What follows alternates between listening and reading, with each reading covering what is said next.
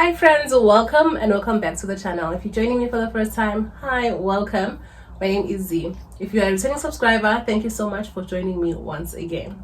So on today's video, I wanted to talk about 10 things that I do not like about living here in China. I've previously made a video about 10 things that I like about living here in China, and that video did very well, judging from the number of views and the watch time. So today I wanted to talk about things that I do not like about living here in China. Just like any other country, China has its good things and not so good things. So if you're interested to watch and listen to things that I don't like about living here in China, please keep watching. And also, if you didn't watch that video about 10 things that I like about living here in China, I'll make sure to link it up here in the information card as well as in the description box down below. Okay, now let's get to it. Number one has to be the Great Firewall. I hate that every time I have to log into Facebook, YouTube, and any other social sites, and Google as a whole, you have to use a VPN. So basically what a VPN does is that it takes your computer, your IP address, and locates it somewhere else in the world outside of China. Because if you're in China, you cannot access any of those sites. So you have to have a VPN, which doesn't make sense because if a country knows that it has a lot of foreigners, obviously those people who want to be in contact with their families, and you can't go into your Gmail account to access your emails. You can't go to, you can't do anything, literally, like anything that has to do with the internet that is outside of China. This is such an inconvenience because honestly, I'm asking what's the point behind that? Like, if people are not exposed to what the outside world is talking about, even with social networks, China has its own version of social networks. Firstly, there's a WeChat, which is mostly used for everything from buying things to sending things to WeChat basically. Then there is a Youku, which is like a YouTube. It basically does the same things, more or less the same things with YouTube, but yeah, they don't usually use YouTube. They only use their YouTube version of YouTube. Then there is Weibo, which is a combination of Twitter and Facebook. Now that is where people go and talk about current affairs and discuss those things, just like how we use Twitter to talk about current affairs and anything that is trending. Now people here in China, they use Weibo for that. Then they have a Douyin, which is a Chinese version of TikTok. So China has its own version of things when it comes to the internet. They don't usually use the same things that we use around the world, like your TikTok, your Facebook, your Twitter, your YouTube, those things. Nada. I think that is an inconvenience for us as foreigners because, think about it. Do we not want to be in contact with people? Like people outside of China, like our families, our friends back at home, around the world. So number two has to be the public holidays structure. So what happens is that you take the time off for the holiday, but you must make up for the time that you took off. If you have 2 days holiday coming up, you will then have to work those 2 days back. Okay, let me try and explain this. Let's just say there's a public holiday coming up for 2 days. Thursday, Friday is the public holidays. Saturday, Sunday is your normal weekend, right? So because there's a holiday coming up for these 2 days, the company will make you work 1 day prior to taking the time off, prior to the weekend off of the holiday. So you'll work a Saturday before you take the time off. Say the weekend of the holiday is next week, so this week you will work Monday to Saturday instead of Monday to Friday. And then after the holiday, after the 4 days, after you have taken the 4 days, you'll then have to work again 6 days instead of 5 days. So you have paid back the 2 days of the holiday, which doesn't make sense. If you want to give me a holiday, please give me a holiday. If you don't want to give me a holiday, do not give me a holiday. Don't borrow me a holiday. It doesn't make sense. What is that?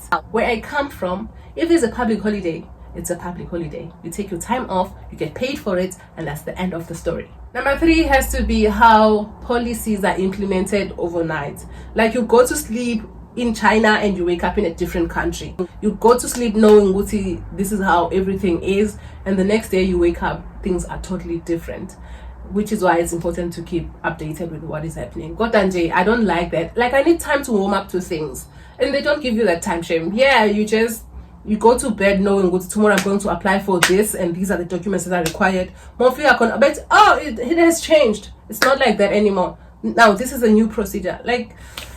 Especially when it comes to applying for things like your visas and your residence permits. I just want to be up to date with things, and it's too quick for me. Number four has to be the weather conditions.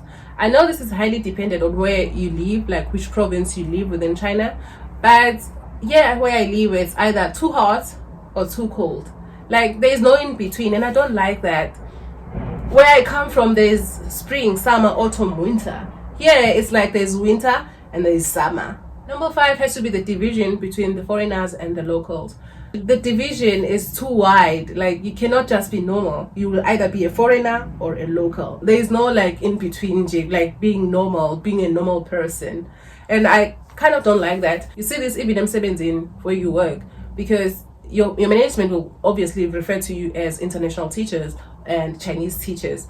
But abanye abantu abangasiyona management inside the school, even they will call you foreign teachers and Chinese teachers. Can you just be teachers? Nje. Ngasho ukuthi foreigner or whatever. I need to know distinction. Like, can we just refer to everyone as just teachers? In fact, Number 6 has to be the spitting, the burping, and the farting. Like, I think outside, no matter in the world, wherever you are in the world, I think you know that spitting, burping, and farting is disgusting. You don't do that. You have to be in a private place to actually do that. Not here. People will just spit. And as you mean, we're working out, and we're working out. It's difficult for all of us. But like, why are you farting at the gym? Like, I'm obviously going to be exposed to your farts. Like, why? Why are you farting? It's not even like they fart and say sorry, car.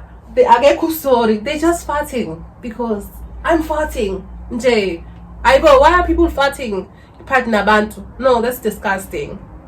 And there's this colleague of mine who recently say excuse me. He was like, yeah, excuse me, I'm sorry, I'm becoming Chinese.